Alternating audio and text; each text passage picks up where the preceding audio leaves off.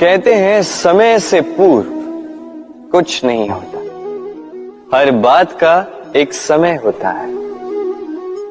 समय से पूर्व न सूर्योदय होता है न सूर्यास्त होता है। समय से पूर्व पौधों में न पुष्प खिलते हैं न फल। किंतु एक बात सोचिए, यदि वर्षा आने से पूर्व किसान भूमि ना जोते, वो बीज ही ना पिरोए, तो क्या फसल उगेगी? यदि योद्धा युद्ध से पूर्व अपने शस्त्र ही ना परखे, तो वो युद्ध कैसे लड़ेगा?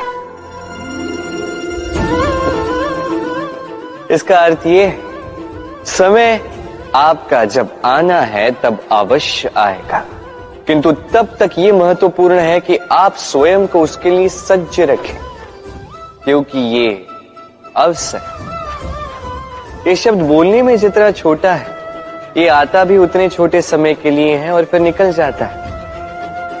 अब यदि अवसर आपके हाथ आ जाए और यदि आप उसके लिए सज्ज ही ना हो, तो आपको सफलता कैसे मिलेगी?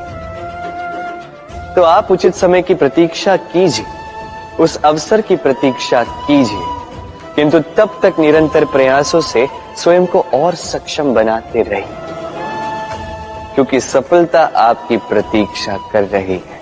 बस उसके लिए सज्ज रहिए। राधे राधे। हम में से कई लोग अक्सर स्वयं को अकर्मण्य मान लेते हैं।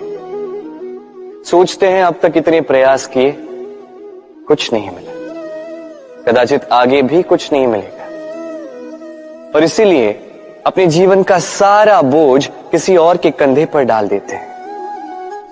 स्वयं पर विश्वास ही खो देते हैं। क्यों नहीं समझ पाते ये बात कि जब तक पांव में कांटा नहीं चुभेगा, व्यक्ति को ज्ञात कैसे होगा कि आगे नीचे देखकर चलना होगा। सूर्य को स्वयं जलना पड़ता है ताकि दूसरों को प्रकाश दे सके। रात्रि के अंधकार से लड़ने के लिए चंद्रमा को आकाश में अकेले चलना पड़ता है। नदी अपनी यात्रा कैसे बनाती है, अपना मार्ग कैसे बनाती है?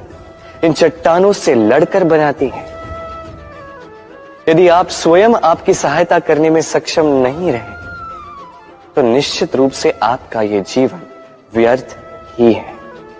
स्मरण रखिएगा, इस संसार में अपने जीवन का भार अपने ही कंधों पर उठाना पड़ता है। दूसरों के कंधों पर केवल शव यात्रा चलती है, और इस संसार में जीवित वही है जो आत्मनिर्भर है।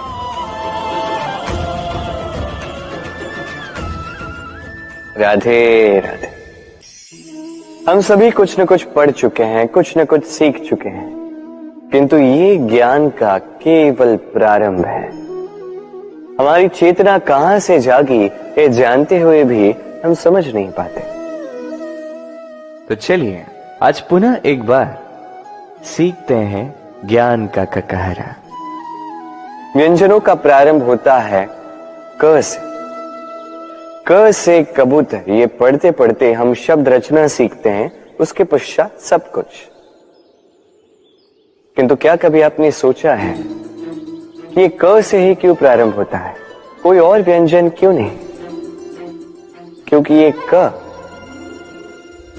दर्शाता है करुणा।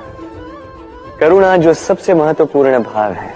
इसी करुणा के कारण अब किसी भी व्यक्ति या किसी भी जीव के मन की भावनाएं, उसकी समस्याएं, उसकी पीड़ा समझ पाते हैं। करुणा ही है जो प्रेम को जन्म देती है। करुणा ही है जो विवेक को जागृत करती है। तो क से करुणा यदि आप सीख गए, तो ज्ञा से ज्ञानी बनने में अधिक समय नहीं लगेगा। राधे राधे।